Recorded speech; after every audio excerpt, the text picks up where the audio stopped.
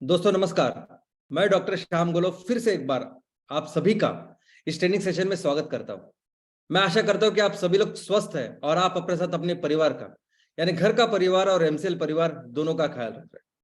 मैं ये भी उम्मीद करता हूं कि आप सभी लोग 1 घंटा बहुत अच्छी एक्सरसाइज कर रहे हो, अपने हार्ट अपने लंग को मजबूत कर रहे हो और अपनी इम्यूनिटी को बढ़ा रहे हो। तो चलिए शुरुआत करते हैं आज के इस सेशन के साथ। दोस्तों फिर से बारिश हो रही है। अभी 10 ही दिन पहले हमने होली का त्योहार मनाया। होली का त्योहार यह दर्शाता है कि अभी सर्दी का मौसम खत्म हो गया है और अभी गर्मी का मौसम शुरू हो रहा है। लेकिन हमने देखा कि जब होली थी उस दिन भी बारिश चालू थी। 1-2 दिन बारिश ऐसी गिरी कि महाराष्ट्र में बहुत सारे हजारों हेक्टर खेती का नुकसान हो गया, जिसके पंचनामे जिसकी प्रोसेस प्रक्रिया अभी भी चालू है कंपेंसेशन की।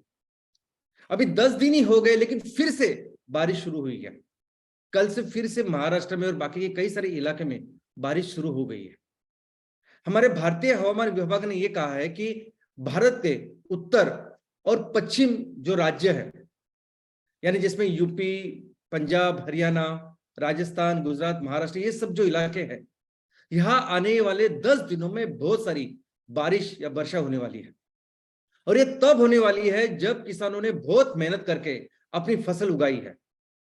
सितंबर अक्टूबर में जो उस फसल का काम उन्होंने शुरू किया, अब वक्त आया है कि उस फसल को निकालें, हार्वेस्टिंग करें, उससे 2 पैसे कमाएं और उसी वक्त ये बारिश होने वाली है और इतना सारा नुकसान हमारे किसानों का भी होने वाला है दोस्तों। और ये बारिश जब आती है इन दिनों, तो ये बारिश वैसे नहीं आती जैसे हम हमारे मानसून के सीजन में देखते हैं, बारिश के सीजन में देखते हैं। ये बारिश जब आती है तो ये बारिश आती है तूफान के साथ, ये बारिश आती है बिजली के साथ, ये बारिश आती है और उस अपने साथ बहुत सारा नुकसान कराती है। ये बारिश आती है बड़े बड़े बर्फ के गोलों के साथ और बहुत ही कम समय में जब ये बारिश आती है बहुत सारी तबाही या बहुत सारा नुकसान हमारे फसलों का इसमें होता है।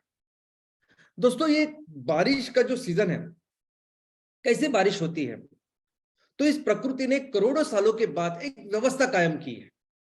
इस व्यवस्था के अनुसार हमें पता होता है, इनफैक्ट हमें क्या, स्कूल के बच्चों से सभी को पता होता है कि बारिश इन दिनों से आएगी। मई के एंड से बारिश शुरू हो जाएगी। अब केरल को पहली बारिश आएगी और धीरे धीरे करके ऊपर गोवा, महाराष्ट्र करके पूरे भारत में वो बारिश आती है। अब ये व्यवस्था कई सालों से, हजारों सालों से चलती आ रही है और जिस व्यवस्था को लेके हमने भी अपने खेती का शेड्यूल बनाया है, टाइम टेबल बनाया है और उस टाइम टेबल के हिसाब से हम अपनी खेती एग्रीकल्चर करते हैं। इनफैक्ट हमारे देश में जितने भी फेस्टिवल्स हैं, मैक्सिमम फेस्टिवल्स ये ऐसी ये जो पूरा शेड्यूल है, ये जो पूरा हवामान और हमारे एग्रीकल्चर का अलग अलग स्टेजेस है, उसको लेके अलग अलग त्योहार हम मनाते हैं। यानी पोंगल से लेके लाहौरी तक ये सब त्योहार हम ऐसे बनाते हैं।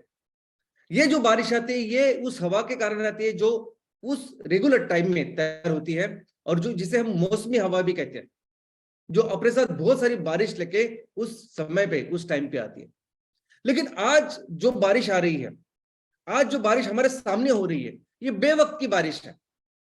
ये एक्सपेक्टेड नहीं है। इस इतने हजारों लाखों साल हमने देखे, तो इस सालों में कभी भी इतनी बारिश, ऐसी बारिश नहीं हुई। हाँ बारिश कभी कभी हुई, बेवक्त बारिश, लेकिन कब हुई?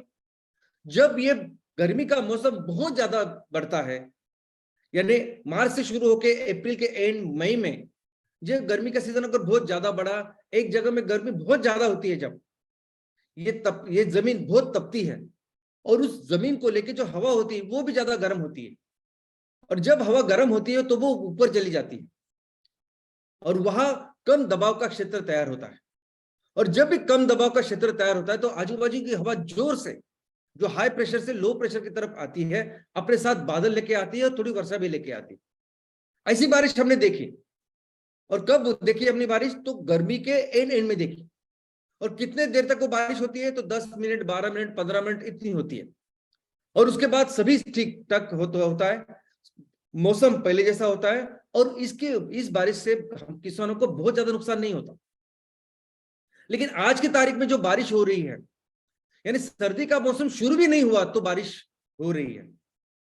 और ये बारिश इतनी ज्यादा देर तक रुक रही है कि तब तक ये पूरी हमारे फसल, हमारे जो किसानों ने की हुई मेहनत है, उसका पूरी तरह से नुकसान करके जाती है। तो क्यों हो रही है ये बारिश? दोस्तों, ये बारिश इसलिए हो रही है कि ये सभी क्षेत्र, यानी भारत के उत्तर और पश्चिमी क्षेत्रों में जहां जहां ये बारिश होने की संभावना है, वहां बहुत कम दबाव के ये क्षेत्र तैयार हुआ है। और इसका कारण है कि इस क्षेत्र का, इस जगह का जो टेम्परेचर है वो बहुत ज्यादा बढ़ चुका है। यानी पिछले साल इन्हीं दिनों में जो टेम्परेचर था, उसके मुकाबले आज का टेम्परेचर 7 डिग्री 8 डिग्री ज्यादा है। यानी पिछले जगह पे अगर 35 डिग्री सेल्सियस था, तो आज वो 42 डिग्री सेल्सियस है।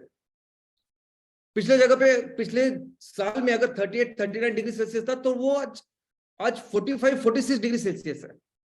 तो दोस्तों, आप समझ सकते हैं कि इतना ज्यादा डिफरेंस जब हो रहा है, और वो भी एक थोड़ी छोटे से क्षेत्र में या इलाके में नहीं है, तो बहुत बड़ी बड़ी क्षेत्र में हो रहा है। इतनी ज्यादा गर्मी बढ़ रही है, और इसी गर्मी की वजह से बाकी के सभी आजू बाजू का जो हाई प्रेशर का एरिया है, वो अपने साथ बहुत सारे हवा ला रहा है, बहुत सारा तूफान ला रहा है, और बहुत सारी वर्षा भी ला रहा है, कि जिसकी वजह से ये सब जो कहर है, ये सब नुकसान है, हमारे किसानों को भुगतना पड़ रहा है। और ऐसा अंदाजा है, यानी भारतीय हवामान विभाग, कृषि विभाग और कई सारे ऐसे लोग जो कृषि क्षेत्र में काम करते हैं, बिजनेस जो कृषि क्षेत्र में काम करते हैं, उन्होंने ये बताया है कि इस साल हमारी गेहूं की जो यील्ड है, या गेहूं का जो आउटपुट है, वो बहुत कम होने वाला है। जिसकी वजह से भारत की जो इन्वेंटरी है, गोदामों में, हमारी भारत सरकार गोदामों में ये गेहूं चावल रखती है, तो गेहूं की ये इन्वेंटरी कम होने वाली है। गेहूं जो पब्लिक डिस्ट्रीब्यूशन सिस्टम से हम लोगों को देते हैं, उसमें कम होने की संभावना इस साल है। लेकिन इसी के साथ चना, करडई और कई सारे ऐसे क्षेत्र है, कई सारे ऐसे हमारे फसलें हैं जो इसमें बहुत ज्यादा प्रभावित होने वाली है। और उसका एक परिणाम ऐसे भी होने वाला है कि हमारा घरेलू एडिबल ऑयल, यानी खाने का जो तेल है, उसका भी उत्पादन इस साल कम होने वाला है। हम सभी जानते हैं कि ईंधन और ऊर्जा की जरूरत के लिए भारत एक ऐसा देश है कि जो 80% से भी ज्यादा क्रूड ऑयल या कच्चा तेल बाहर से मंगाता है। हम इस आयात किए हुए तेल के ऊपर हमारी ईंधन और ऊर्जा की जरूरत पूरी करते हैं।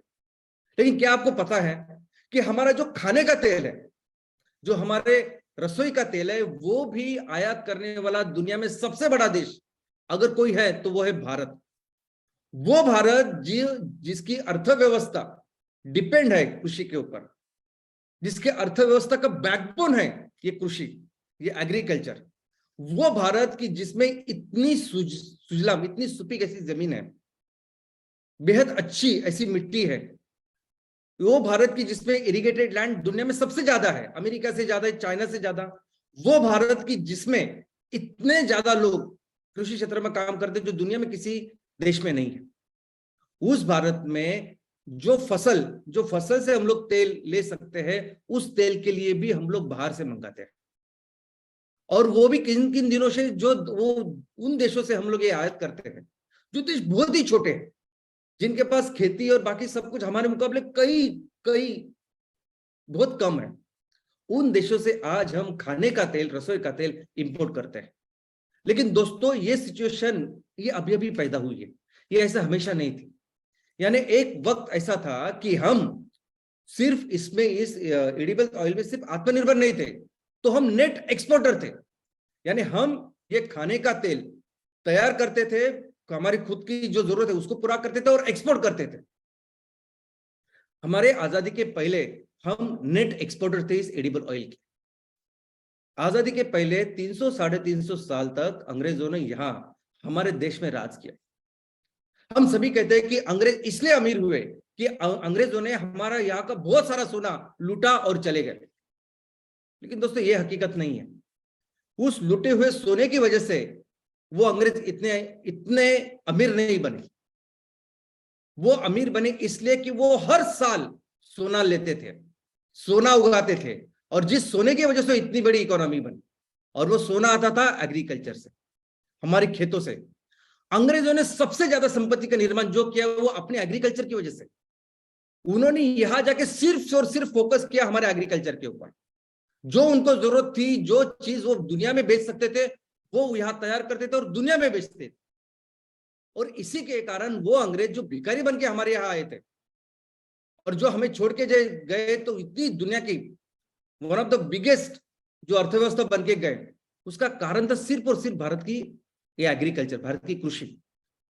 ऐसा कहा जाता है कि दुनिया में अंग्रेजों का इतना राज था, इतनी जगह में उनकी कॉलोनीज थी कि दुनिया में जितनी भी जमीन है 25% जमीन अंग्रेजों के कब्जे में थी। यानी अमेरिका से लेकर कई सारे देश थे, लेकिन इन अंग्रेजों को सबसे ज्यादा पैसा संपत्ति कहां से मिलती थी? तो वो भारत से। और दोस्तों, इस आजादी के बाद भी हम इस एडिबल ऑयल में हमेशा आत्मनिर्भर थे। हमेशा हमें जो जरूरत थी वो हम तैयार करते थे और हमारी जरूरतों को पूरा करते थे। इनफैक्ट हमारी तो एक ऐसी सिस्टम थी, बहुत ज्यादा रूट लेवल की सिस्टम थी। हर गांव में तेल के लिए फसल की जाती थी और उस फसल से फिर तेल बीज लेके उससे तेल निकाला जाता। तो तेल की घानी होती थी हर गांव में, जिससे तेल निकाल के हम लेते थे। और ये जो तेल है, ये तेल है बहुत ही हेल्दी ऐसा तेल था।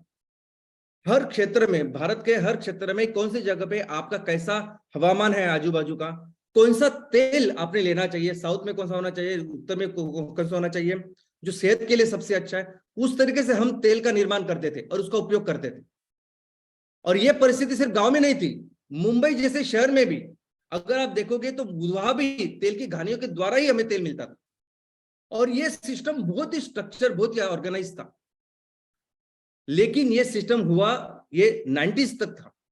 उसके बाद जब इकोनॉमी ओपन हुई, तब और बहुत सारी ब्रिटिश ईस्ट इंडिया कंपनी या ईस्ट इंडिया कंपनी वर्जन 2 के नाम से कई सारी कंपनी आई।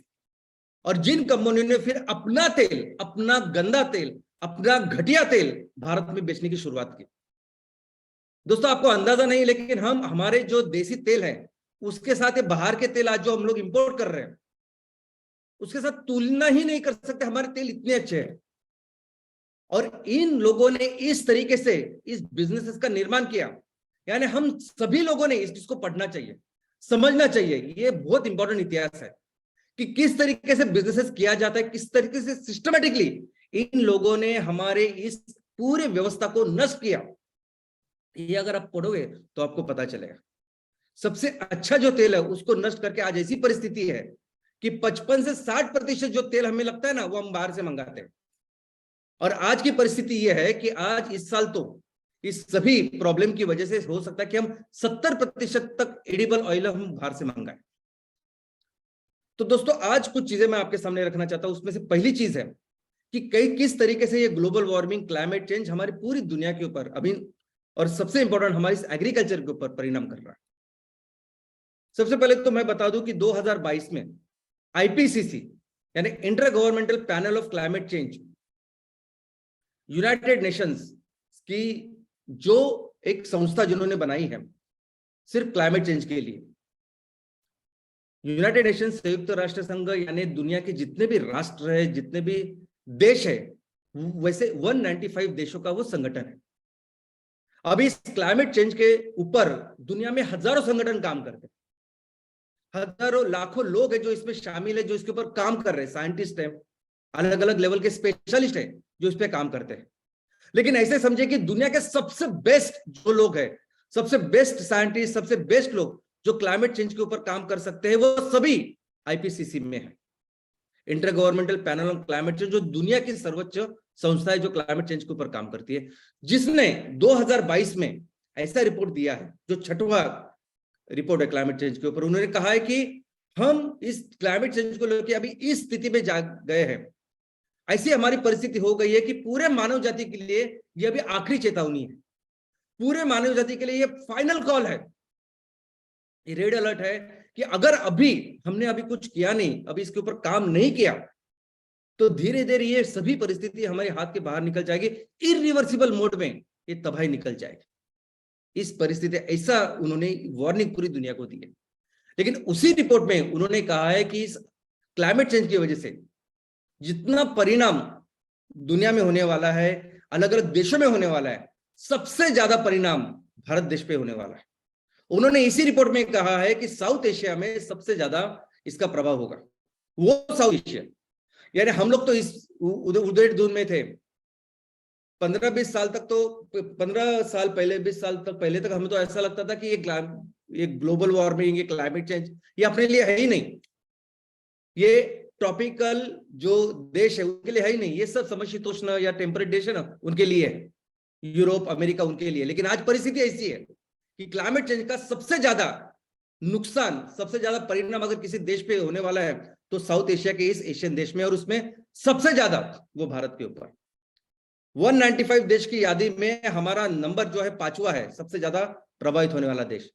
और जो पहले 4 देश है वो ऐसा समझे कि बहुत छोटे छोटे देश है, बहुत छोटी छोटी उनकी इकोनॉमी है, और ये सभी जो परिणाम हो रहा है वो आज हमारे सामने दिख रहा है। 2023 में एक बहुत बड़ी, यानी इस साल में एक बहुत बड़ी गर्मी की लहर आने वाली है। ऑलरेडी जो अभी फरवरी गया वो 1901 से लेके अभी तक का सबसे ज्यादा गर्म ऐसा फरवरी था, और ये लहर ऐसी ऐसी अभी बढ़ने वाली है। और ऐसा उन्होंने बोला है कि कम से कम 5 डिग्री सेल्सियस तो हर जगह वो बढ़ेगा।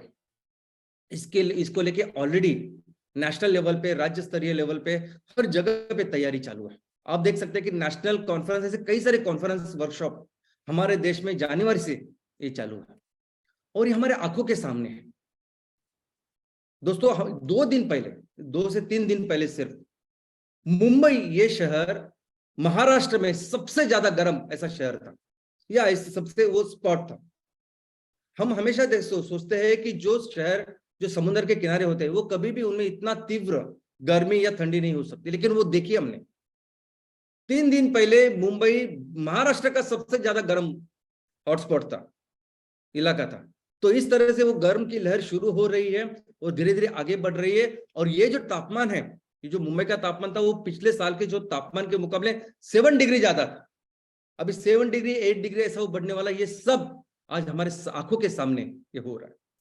और इसकी सबसे ज्यादा नुकसान अगर किसको होता है तो होता है हमारे फसल को। ये जो फसल है ना, ये भी जीव है ना, ये सजीव है। जैसे हमें अगर 7 डिग्री 8 डिग्री बढ़ते तो हमें तकलीफ होती है ना, वैसे सभी पशुओं को, सभी जीवों को होती है। ये अलग अलग जीव अलग अलग जगह रहते हैं, उनको तकलीफ होती है। हम बोलते हैं, हम बात करते हैं, लेकिन वो शायद बात नहीं करते, उनमें ऐसे परिणाम होते हैं। ये जो फसल होती है, हम देखते हैं ना कि हमारे देश में अलग अलग एग्रो क्लाइमेटिक लोकेशंस है। समुद्र को लेके खेती की जाती है, पहाड़ों के ऊपर अलग खेती की जाती है, जहाँ ठंड प्रदेश है वहां अलग खेती होती है, जहाँ गर्मी है वहां अलग खेती होती है। तो सोचिए अलग अलग जगह पे उनकी एक अलग अलग व्यवस्था है, और ऐसी व्यवस्था में इतना ज्यादा बदलाव अगर आप आता है तो सबसे ज्यादा वो इतने सेंसिटिव जो चीज है, यानी माइक्रोबायल एक्टिविटी है, सॉइल की एक्टिविटीज है, वो अफेक्ट होती है। हमारी जो फसल की ईल्ड है वो अफेक्ट होती है। और सबसे ज्यादा परिणाम इस गर्मी की वजह से आज हमें देखने को मिल रहा है हमारे कृषि क्षेत्र के ऊपर, एग्रीकल्चर के ऊपर। और इकोनॉमी की भी बात करें, बिजनेस की भी बात करें, तो बिजनेस क्षेत्र में सबसे ज्यादा परिणाम होने वाला क्षेत्र ग्लोबल वार्मिंग की वजह से अगर कुछ है तो वो है एग्रीकल्चर। इसका आउटपुट, इनपुट सब कुछ अफेक्ट होता है वंस दिस क्लाइमेट में चेंज होता है।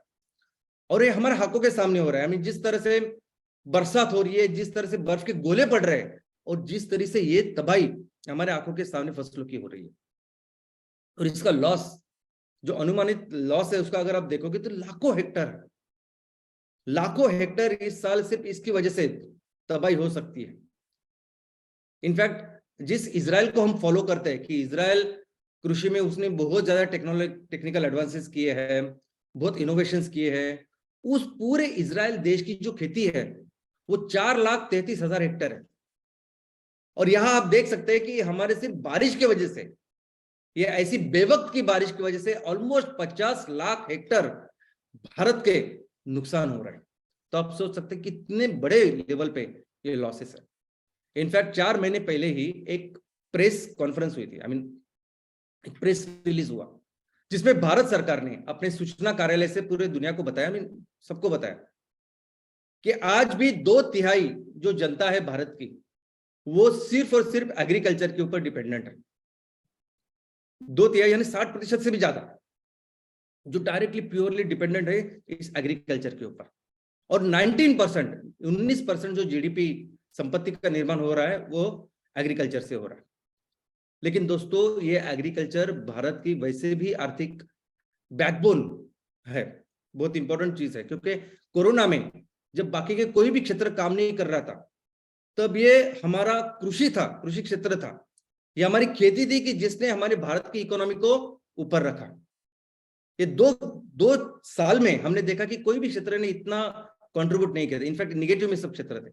लेकिन ये भारत अर्थव्यवस्था की एग्रीकल्चर कृषि है कि जो भारत को हमेशा हर चीज में मजबूत रखती है। और सोचिए अगर इसी कृषि के ऊपर, एग्रीकल्चर के ऊपर अगर इतना बड़ा संकट है, अगर इतना बड़ा नुकसान इसका हो रहा है इस ग्लोबल वार्मिंग की वजह से, तो उसके ऊपर डिपेंडेंट ये 2/3 लोग हैं, उनके ऊपर ही परिणाम हो रहा है। दोस्तों सिर्फ आर्थिक चीज नहीं है, आर्थिक जो तो नुकसान हो रहा है तो वही हो रहा है, लेकिन सामाजिक नुकसान भी देखिए। ये सभी लोग, ये 2/3 लोग जिनकी पूरे रहन सहन का, उनकी जीवन शैली, कई सारी चीजें आज इस कृषि से, खेती से जो इनकम मिलता है आज उसके ऊपर डिपेंडेंट है। और वो जब अफेक्ट होती है तभी वो परिणाम वो पूरी आर्थिक और सामाजिक सभी चीजों के ऊपर हमारे लोगों पे होता है।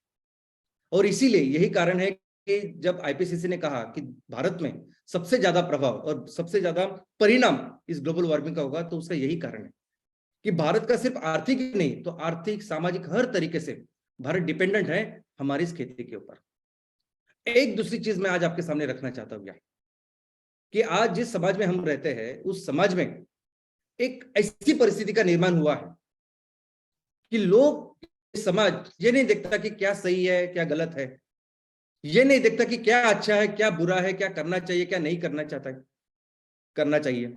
समाज सिर्फ यही समझता है कि कौन सी वो चीज है जिससे पैसा बनता है, कौन सी वो चीज है कि जिससे मैं कुछ पैसा डाल तो मुझे पैसा मिलेगा, बस वो चीज सही है, और वही सबसे इंपॉर्टेंट बन चुकी है।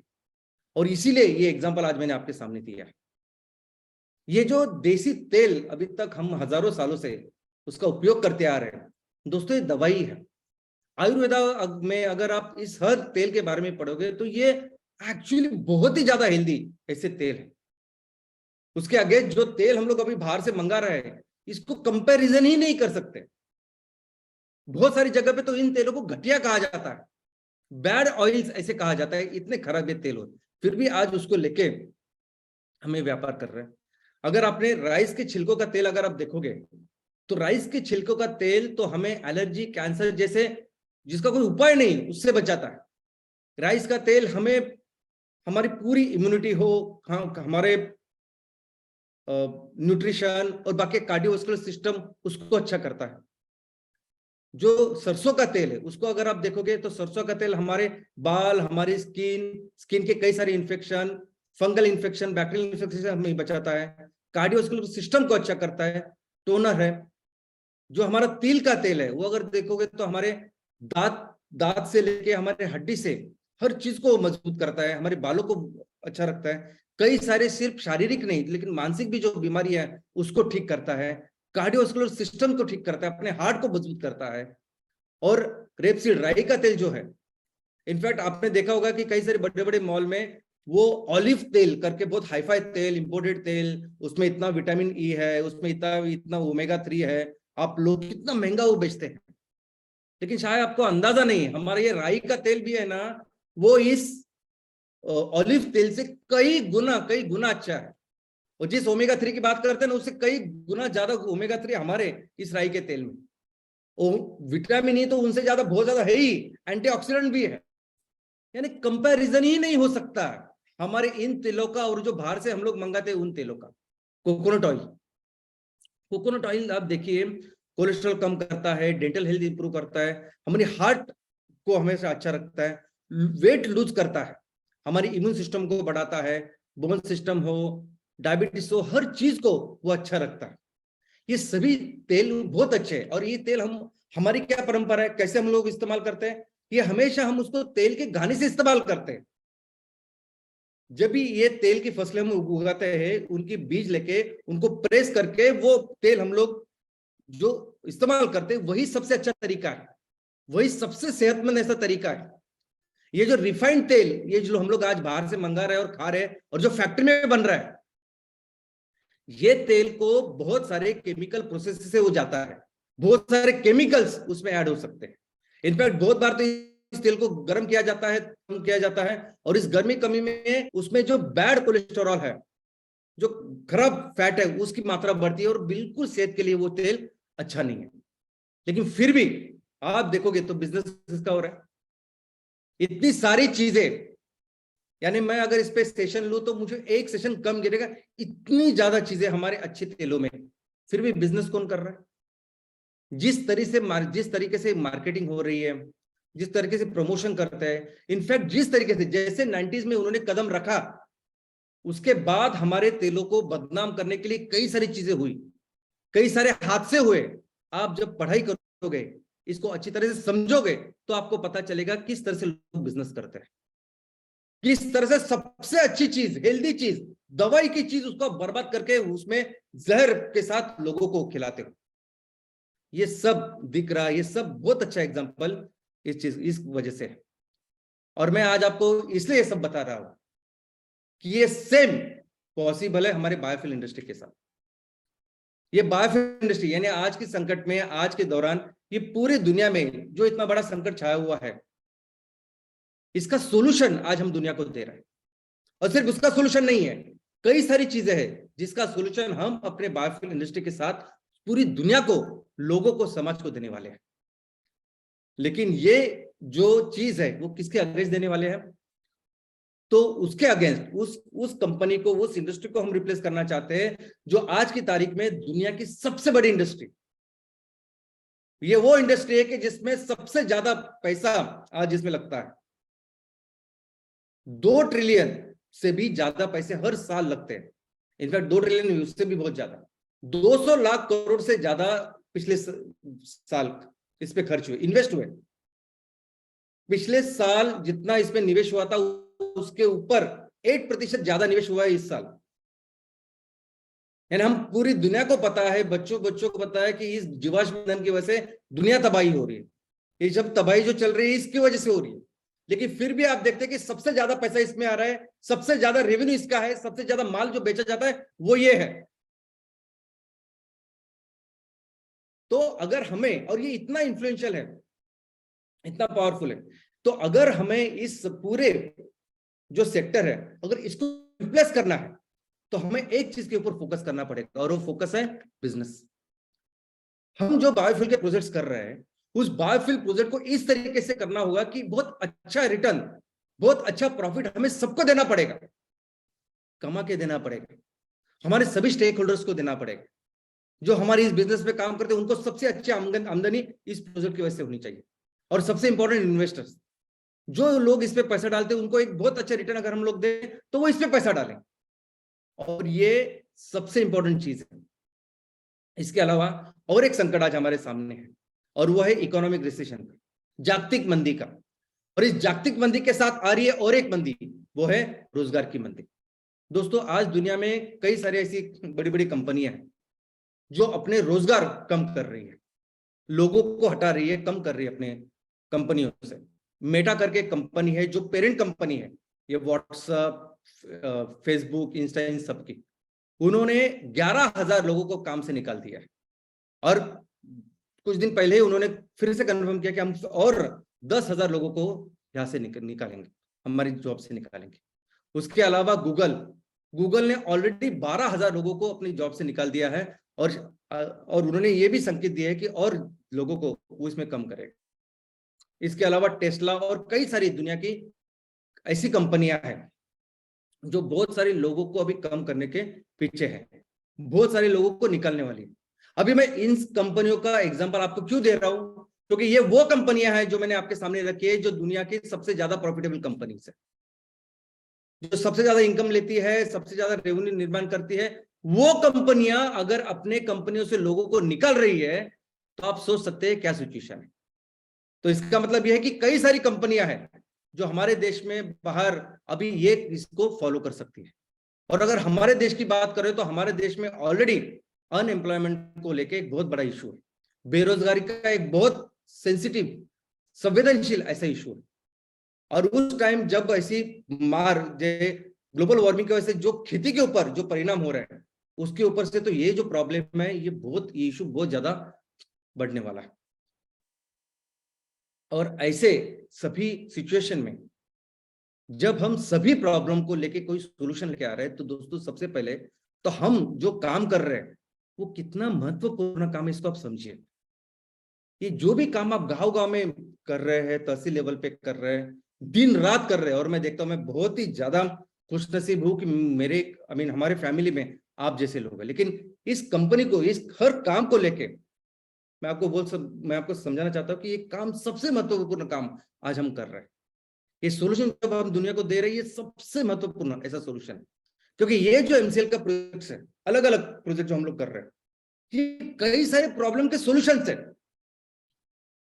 ये सिर्फ ग्लोबल वार्मिंग को नहीं कम करने वाले, ये सिर्फ हमारे देश की इकोनॉमी को नहीं, तो कई सारे सामाजिक आर्थिक कई सारे सवालों का यह हल है।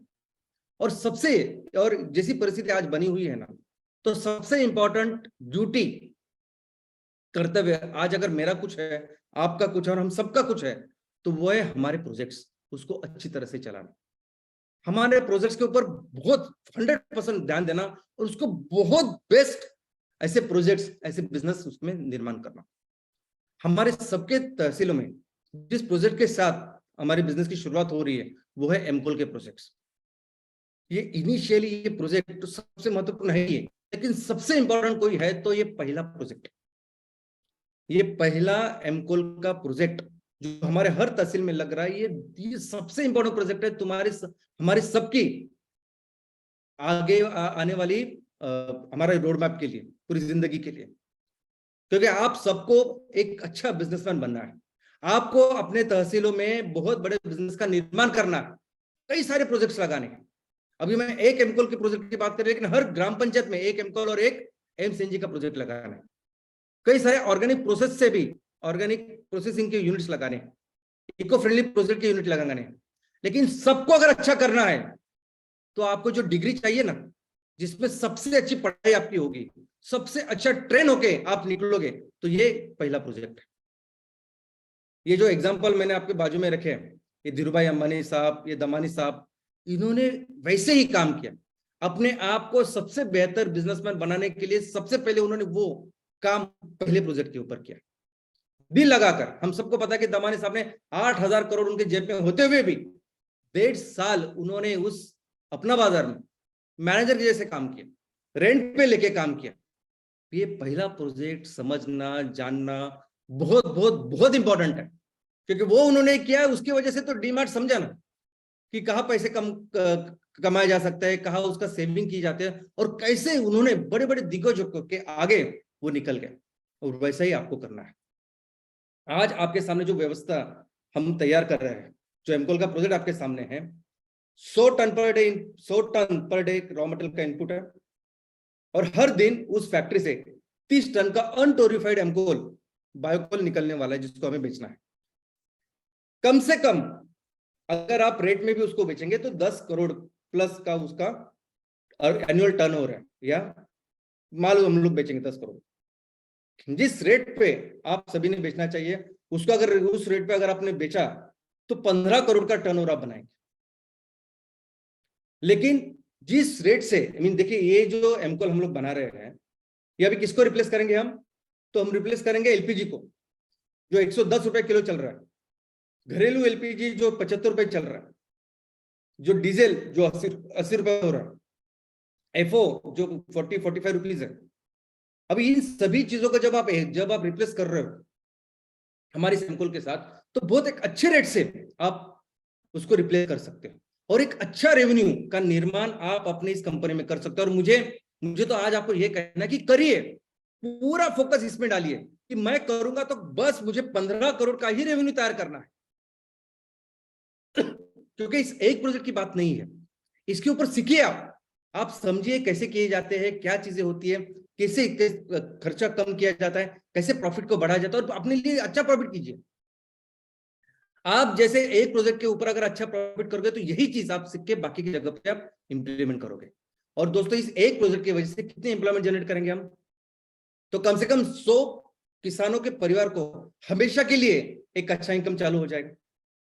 39 to 45 इतने सारे लोग तो हमारे फैक्ट्री में डायरेक्ट उनको जॉब मिलने वाली है, जिनको हम देने वाले हैं।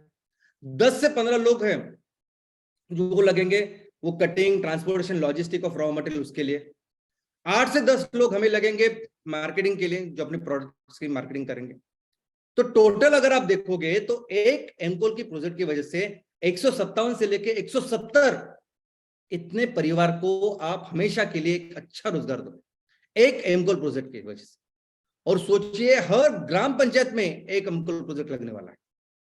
सोचिए कि हर यानी ग्राम पंचायत में एक एमसीएनजी जो प्रोजेक्ट है उसमें भी सेम एम्प्लॉयमेंट जनरेशन, जो इसमें 160 से 170 इधर है, तो 160 से 170 हमारे एमसीएनजी प्रोजेक्ट में भी वो क्षमता है। तो हर ग्राम पंचायत में अगर हमें ये सभी प्रोजेक्ट लगाएंगे तो देखिए आप एम्प्लॉयमेंट जनरेशन कितनी ज्यादा करेंगे हम लोग, स्पेशली उस वक्त जब बाकी की सभी कंपनियां रोबोट के ऊपर काम कर रही है, कंप्यूटर्स के ऊपर काम कर रही है, कम से कम लोगों को रख रही है। ऐसी जगह पे हम लोग ऐसे प्रोजेक्ट का निर्माण कर रहे हैं जो बहुत ज्यादा एम्प्लॉयमेंट जनरेशन करेगा। और उससे भी जरूरी यह है कि हम सीएसआर, एक बहुत अच्छा सीएसआर फंड करेंगे। दोस्तों, किसानों का जो इनकम है वो जा रहा है, हमारे सभी जो एमवीपी है, चैनल पार्टनर, उनको उनका इनकम मिल रहा है, फैक्ट्री को जो ओनर है उनको इनकम मिल रहा है। जो एमसीएल के पास बचेगा, एमसीएल जो इन्वेस्टर का जो इन्वेस्ट है वो उनको देगी, और बाकी का मैक्सिमम जो पैसे हैं वो हम अपने तहसील को देने वाले। और ये करके हम अपने तहसील के लिए 30 से 35 लाख रुपए साल के तैयार करेंगे एक प्रोजेक्ट के साथ। और आपको अंदाजा नहीं कि एक तहसील में 30 से 35 लाख को में कितने प्रॉब्लम सॉल्व होने वाले हैं, कितने सारे उनके चैलेंजेस सॉल्व हो सकते हैं जब इतना पैसा हम लोग उनको कमा के देंगे।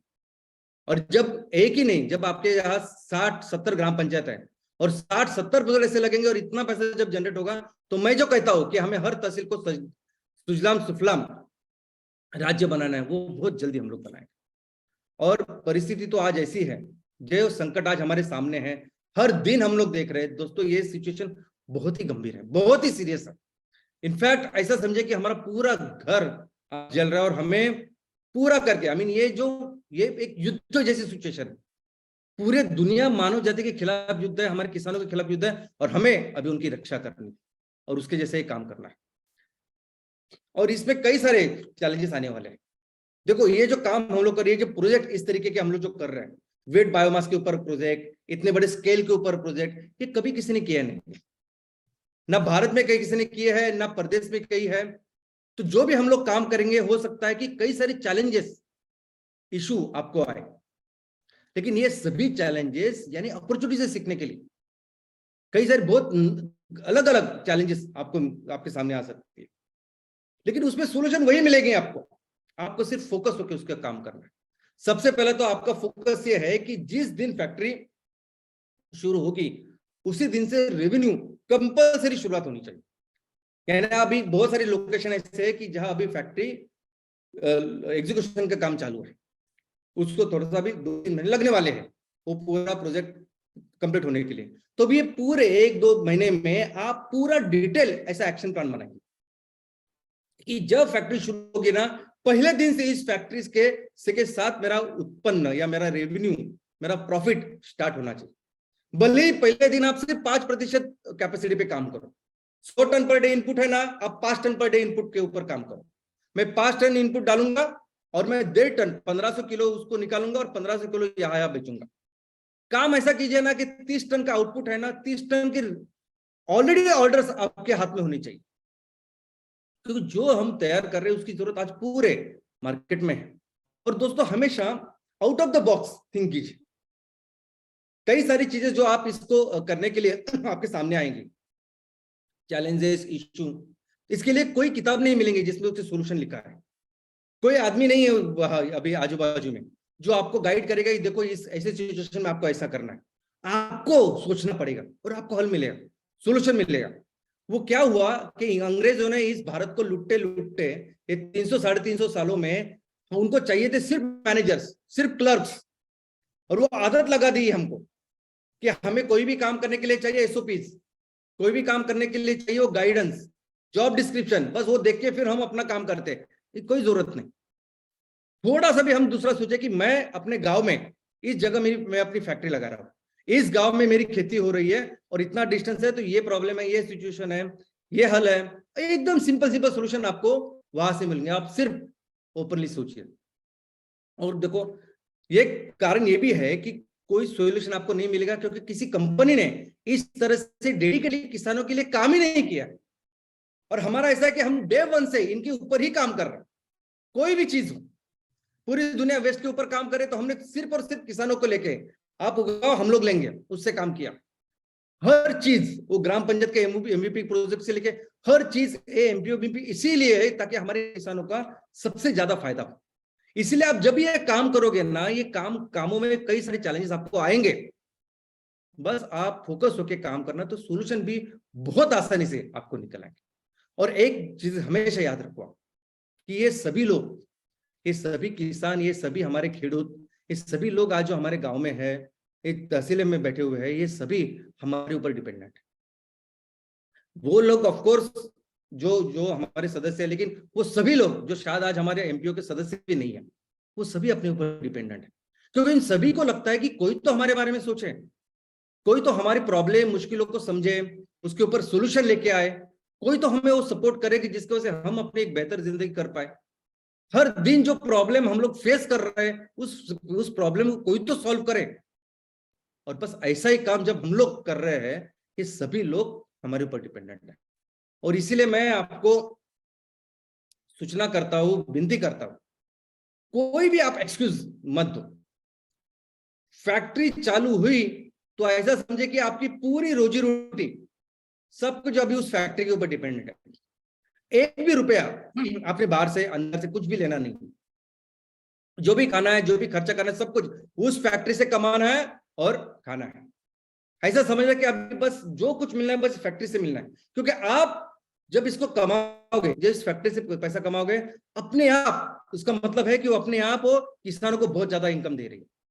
इसका मतलब वो है कि हमारे गांव में जो भी एंटरप्रेन्योर काम करे उनको इनकम दे रही है। आप सभी का जो कुटुंब यानी फैमिली मेन पर्सन हो, कुटुंब प्रमुख हो तहसील के, आपकी जिम्मेदारी बनती है कि डे वन से कैसी फैक्ट्री चले और कैसे मैं आमदनी, इनकम पूरे सबके लिए, हमारे सभी टीम के लिए बनाऊं। और इसीलिए रॉ मटेरियल के लिए भी एक्शन प्लान बनाइए। क्योंकि आज जो रॉ मटेरियल हम लोग तैयार कर रहे हैं नेपियर ग्रास द्वारा, तो हम सबको पता है कि नेपियर से जो खेती होने वाली है, उसकी जो फसल आएगी वो 4 महीने के बाद आएगी। हमको पता है कि उसको आने के लिए अभी वक्त लगता है। तो इस 4 महीने में मैं कौन सा रॉ मटेरियल इस्तेमाल करूं, कौन सा रॉ मटेरियल जो मुझे आज मिलेगा, कौन सा रॉ मटेरियल जो मेरे तहसील में उपलब्ध होगा, कौन सा रॉ मटेरियल जो मेरे तहसील के बाजू में होगा, बाजू के तहसील में हो सकता है कि मेरे बाजू के जिले में वो हो सकता है।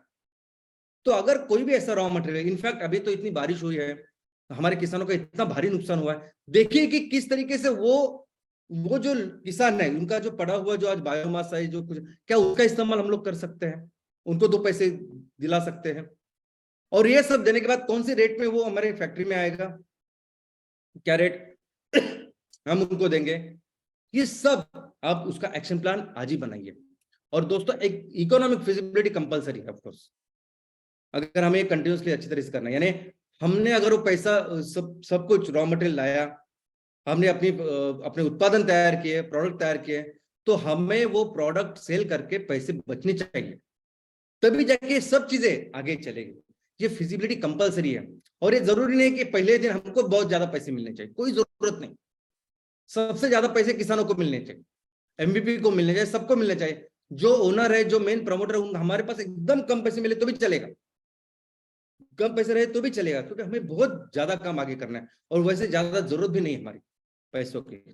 लेकिन सबसे इंपॉर्टेंट क्या है कि हमने सबकी रिस्पॉन्सिबिलिटी ली है, सबकी जिम्मेदारी ली है। और इस जिम्मेदारी वो सिर्फ 15,000 लोगों की नहीं जो हर तहसील में है। बहुत सारे लोग हैं कि जो राह देख रहे हैं, जिनको लगता है कि हम लोग जो बोल रहे हो जल्द से जल्द हो, ताकि सभी लोग उसमें शामिल हो, सबकी जरूरत आ जाए। और हमने सभी ने हमारे तहसील में एक लक्ष्य रखा। हम सभी ने हमारे हर तहसील में ऐसा लक्ष्य रखा कि हम अपने तहसील में कम से कम 3,000 करोड़ का रेवेन्यू तैयार करेंगे, 3,000 करोड़ का माल तैयार करेंगे और उसको बेचेंगे। और फिर उससे 8 गुना 10 9 गुना इतना जीडीपी का निर्माण होने वाला है। और दोस्तों, मुझे बहुत गर्व होता है, मैं बहुत गर्व महसूस करता हूं, मैं बहुत खुश हूं। मुझे आप सभी को बहुत सारा आपका अभिनंदन करना कि आप सभी ने इस लक्ष्य को अभी पूरी दुनिया के सामने रखा है।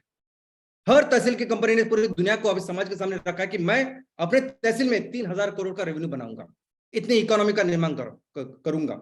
और मैं आप सबको बधाई देता हूं कि नहीं, आपने ओपनली सबकी दुनिया के सामने इसको सब कुछ रखा है, क्योंकि मुझे पता है कि आप करने वाले हो। जिस तरह से डेडिकेटेड होके, जिस तरह से सिंसियर हार्डवर्क आप सब लोग कर रहे हैं, हम करेंगे, हर तहसील में करेंगे। किसी भी राज्य में किसी भी छोटा तहसील, छोटे से छोटा भी तहसील हो, वहां भी ये करेंगे। क्यों करेंगे? क्योंकि भारत बना ही ऐसे है। भारत को कुदरत ने, प्रकृति ने अपने हाथों से बनाया है। हर छोटे छोटे तहसील में हमारे पास इतने सारी रिसोर्सेस है कि हम कम से कम 3,000 करोड़ का रेवेन्यू या माल तैयार करेंगे और उसको पूरी दुनिया में बेच सकते हैं, और उससे कई ज्यादा हमारे तहसील में हो सकता है। और दोस्तों, लेकिन सबसे इंपॉर्टेंट क्या है? तो सबसे इंपॉर्टेंट है ये पहला प्रोजेक्ट, ये पहला एमकोल का प्रोजेक्ट, जिसमें ज्यादा से ज्यादा पढ़ाई करो, ज्यादा से ज्यादा काम करो, बहुत सारे मार्क्स लाओ।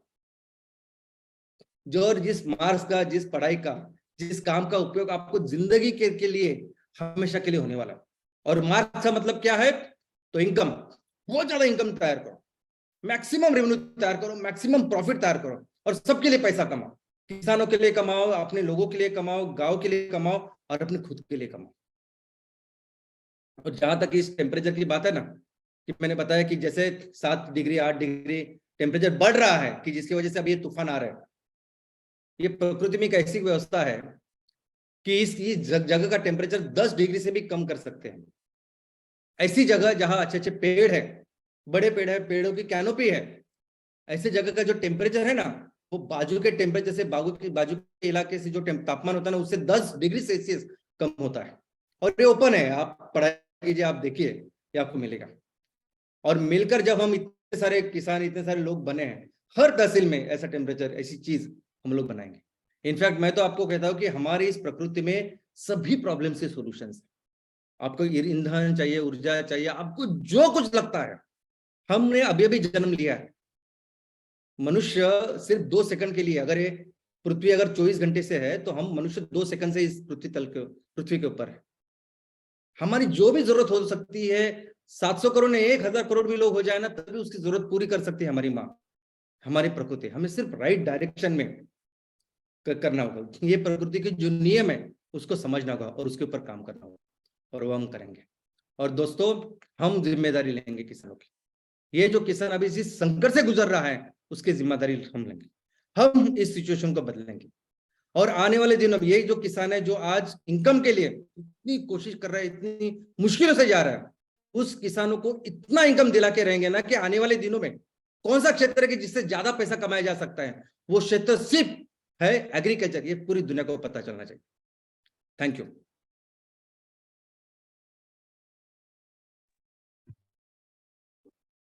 जी हाँ सर, पूरी दुनिया को बताने का समय आ गया है कि एमसीएल क्या है और एमसीएल क्यों काम कर रहा है। गुड मॉर्निंग एमसीएल इंडिया परिवार, और एक शुक्रवार शाम से का ट्रेनिंग वेबिनार, और आप देख रहे हैं कि यह है हमारी सोच पे और हमारे दिमाग पे एक जोरदार प्रहार। दुनिया बदलने वाली की जो महत्वाकांक्षा रखते हैं लोग, वो ये नहीं सोचते कि लोग उनके बारे में क्या सोच रहे हैं, वो ये सोचते हैं कि हम क्या कर रहे हैं और हम सही कर रहे हैं, सही तरीके से कर रहे हैं। और वो सही तरीका है इस देश में अकेला एमसीएल। बबन बेनी की हाथी की कहानी हमको जब ऑस्कर मिलता है तब प्यारी नहीं लगनी चाहिए। हमें हर गांव में हमें मौका मिला एमसीएल में कि हम बबन बेनी बन सकते हैं, और हाथी नहीं तो पूरी पर्यावरण व्यवस्था का हम ख्याल रख सकते हैं। फिर लगाना वो पौधा ही क्यों ना हो। आज शाम सर ने बड़ी सादगी से, संजीदगी से एक मुद्दा आपको बताया, अगर आपने देखा होगा, सुना होगा, कि जैसे एक जवान को देखते हैं वर्दी में तो हमें फक्र महसूस होता है, हमें अभिमान महसूस होता है। हम ये नहीं पूछते हो जवान को उसका धर्म क्या है, उसकी जात क्या है। हम ये सोचते हैं, हमारे दिमाग में ये आता है कि वो एक भारतीय है जो अपनी जान न्यौछावर करने के लिए, इस देश को बचाने के लिए काम कर रहा है। जी हाँ, एमसीएल भी इसी पड़ाव पे पहुंच चुका है। एमसीएल ने अपनी इमेज कुछ ऐसी की है जो मैं आपको आज बताना चाहूंगा कि एमसीएल में काम करने वाला हर इंसान, जो शाम सर ने बताया कि we take the responsibility of for not only farmers but entire Indian population. So आज से एमसीएल की पहचान धरती माँ को बचाने वाले और देश के लिए कमाने वाले लोग होंगे। जी हाँ, एमसीएल की पहचान धरती माँ को बचाने वाले और उस देश के लिए कमाने वाले लोग हैं, और इन्हीं धरती माँ को बचाने वाले और देश के लिए कमाने वाले लोगों को आज सादर नमस्कार. Thank you very much. You all are here. Thank you very much to all channel partners, our MBS, MPOs, BDS, senior BDS, prime BDS, and all the people who trust and believe in the vision mission of MCL. जी हाँ, आपको नमस्कार नमन करते हुए और एक बार कहना चाहूंगा, हम सबको, ना कि आपको, हम सबको इस देश की मिट्टी का वास्ता है और MCL ही सही मायने में सुजलाम सुफलाम भारत का रास्ता है. जय हिंद, जय MCL.